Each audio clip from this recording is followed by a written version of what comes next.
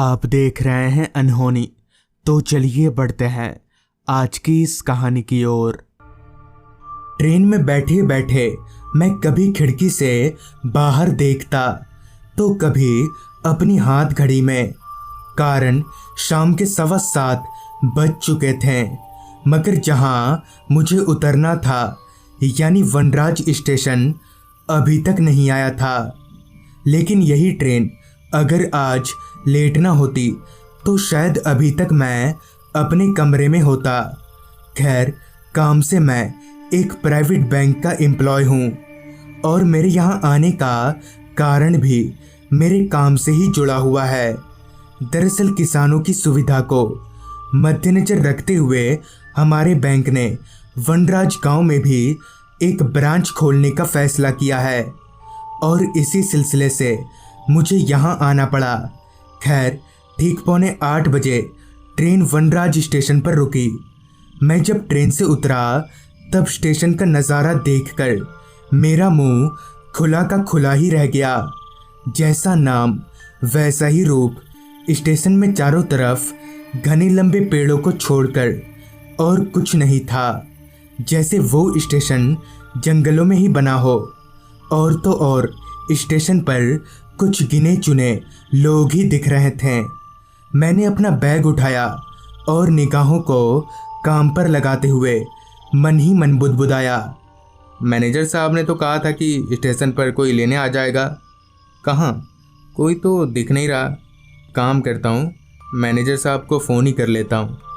ये सोचते हुए मैंने जेब से फ़ोन निकाला ही था कि तभी सामने से आती एक आवाज़ ने फ़ोन पर चलती मेरी उंगलियों को रोक दिया। फिर मैंने सिर उठाकर देखा तो पाया कि एक 40-45 साल का आदमी मेरे करीब आ रहा है। फिर मेरे करीब आते ही वो आदमी बोला, आप मिथिलेश जी है ना, बैंक वाले? इस पर मैंने अपना सिर हाँ में हिलाया और मुझसे हाँ का इशारा पाते ही वो आदमी बोला, आपका बैग मैं ले लेता हूँ, चलिए आइए मेरे साथ। फिर उस आदमी ने मेरा बैग उठा लिया और हम दोनों स्टेशन से बाहर निकलने लगे। स्टेशन से बाहर निकलकर हमने एक रिक्शा पकड़ी। रिक्शा अभी चल ही रही थी कि वो आदमी बोला, सर आपके रहने का सारा इंतजाम कर दिया है और आपका ख्याल रखने के लिए एक नौकर भी रखा है। कुछ देर चलने के बाद रिक्शा रुकी। सड़क के किनारे एक छोटा सा घर था। मैं और वो आदमी उस घर में दाखिल हुए, जहां पहले से ही एक 60-65 साल का आदमी मौजूद था। तभी वो आदमी जो मुझे स्टेशन से यहाँ लेकर आया था, उसने कहा, यह आपका ध्यान रखेंगे, खाना वाना सब कुछ यही बना कर देंगे, बस रात 9 बजे के बाद ये घर चले जाएंगे। इतना बताकर वो शख्स वहाँ से चला गया। फिर मैंने भी हाथ मुंह धोया और खाना खाकर बिस्तर पर गिर गया। क्योंकि सफ़र के कारण मैं बहुत थक गया था, इसलिए मैं बहुत जल्द सो गया। पता नहीं कितनी देर बाद, मगर जब मेरी आँख खुली तो मेरे पेट में बहुत तेज दर्द हो रहा था। हालांकि कभी कदार मेरे पेट में ऐसा दर्द होने लगता है जिसके लिए मैं अपने साथ हमेशा दवाई रखता हूँ।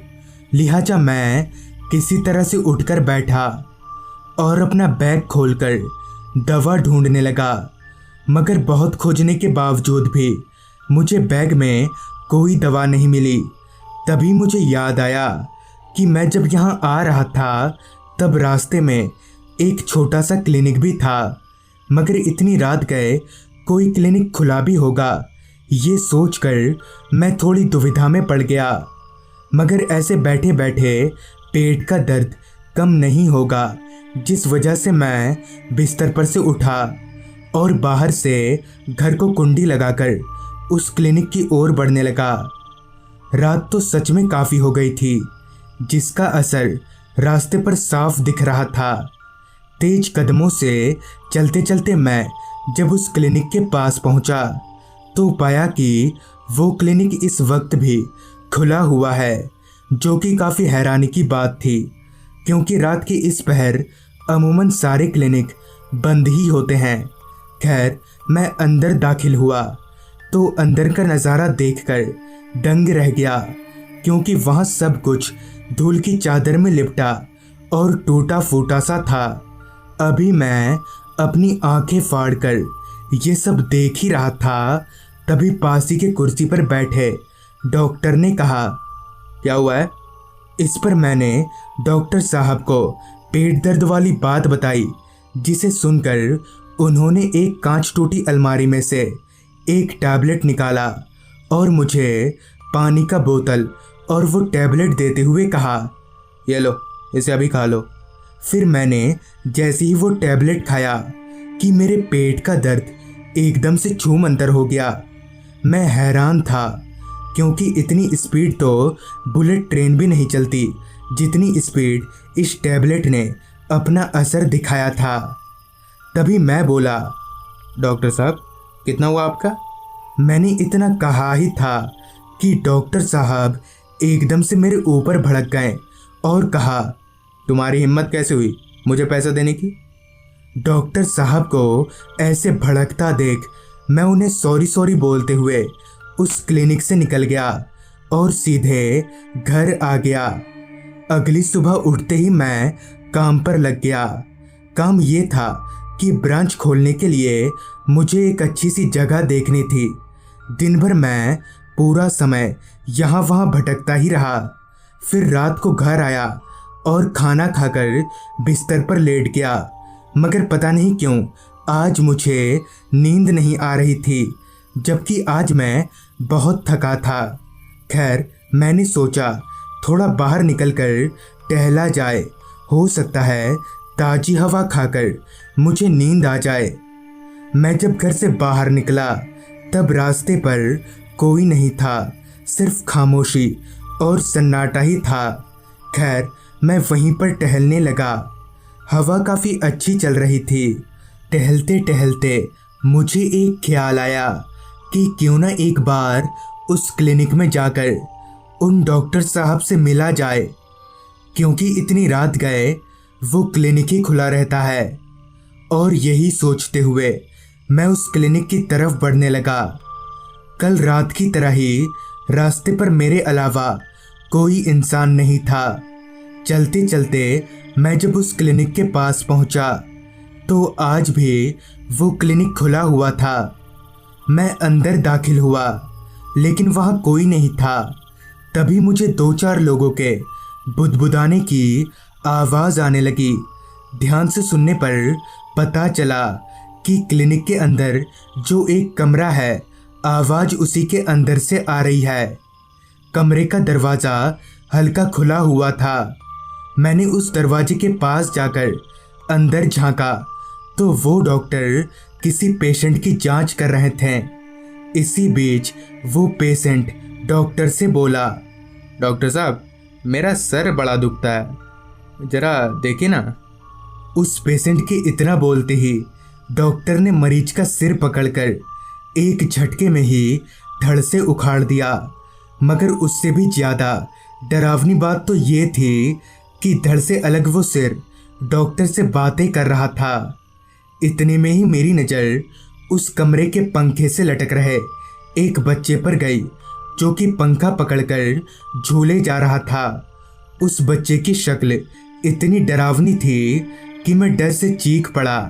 मेरी चीख सुनकर वो तीनों एक साथ मेरी ओर मुड़े तो उनकी डरावनी शक्लें देखकर मैं कांप उठा। मैं झट से मुड़ा और क्लिनिक से बाहर निकलने के लिए भागने लगा, मगर तभी वही बच्चा जो पंखे पर लटका हुआ था वो अचानक से मेरे कंधे पर कूद गया। मगर फिर भी मैं रुका नहीं, भागता रहा। और जैसे ही मैं उस क्लिनिक से बाहर निकला कि वो बच्चा मेरे कंधे पर से कहीं गायब हो गया।